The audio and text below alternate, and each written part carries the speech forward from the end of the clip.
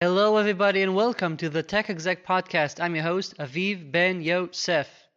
If any of you recognize where this opening is from, let me know. I want to be your friend. Anyway, our subject today is the self-fulfilling prophecies. And that's again about the mindsets that you as executives need to have in your roles. Let me paint a picture.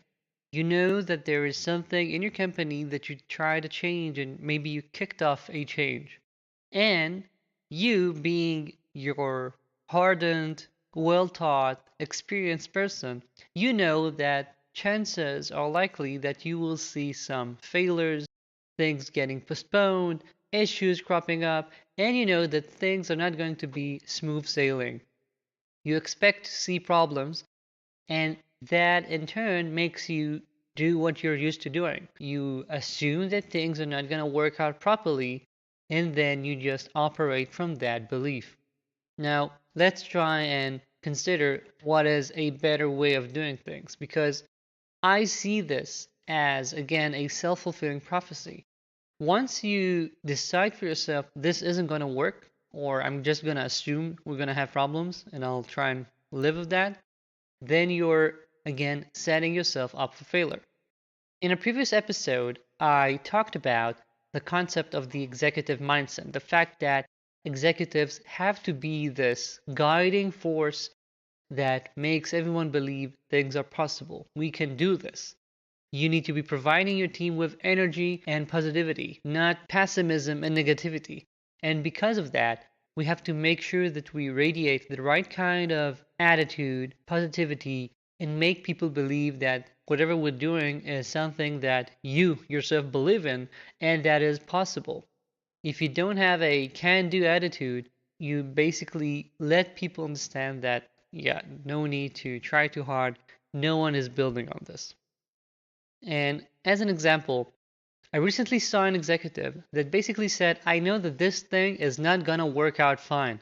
I just know it's likely to fail. I'm not counting on it. I'm just already preparing my backup. And preparing backups, of course, is important and smart to do because that's a big part of management, right? We want to make sure that we anticipate the risks, anticipate what might be getting wrong, and so we have our preventive measures and our contingencies. You don't want to be blindsided by a risk that you could have avoided or at least prepared for. And that's the right thing to do. But once you kick off something and in your mind go, I'm going to assume it's not going to work, people will act accordingly. You might think that you have some amazing poker face, but trust me, you do not. Your team will pick up on it somehow, even through Zoom, and realize that you don't expect things to work, you're not wholly committed, and they will act the same. If they will see that you already have some backups prepared, they will assume that it doesn't really matter whether they succeed or not, whether they try their best or not. And that creates this sort of a feedback loop where you expect things to go wrong, people understand that, and things do go wrong, and then you expect things to go even worse. You do not want to allow that or enable that kind of thinking. And because of that, I urge you to put on your positivity cap and try and see how things are likely to work out rather than try and see how they will fail. For example, make sure that you do not list out what you're going to do once something goes wrong.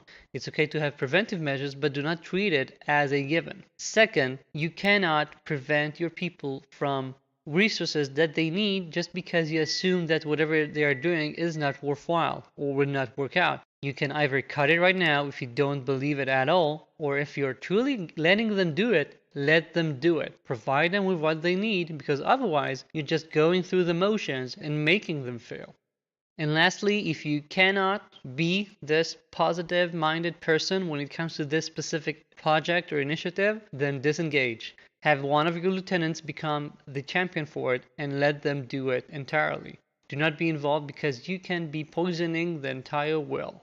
You don't want to be the reason something like that fails just because you anticipated it to. Don't be a told you so because your I told you so is going to be eventually I made it so. That's it for this week. Thank you for joining me. As always, if you haven't yet, I recommend that you sign up for the best newsletter for tech executives online. The link is in the show notes. If you have any questions or comments, my email is in the show notes as well. Thank you for joining me, and talk soon.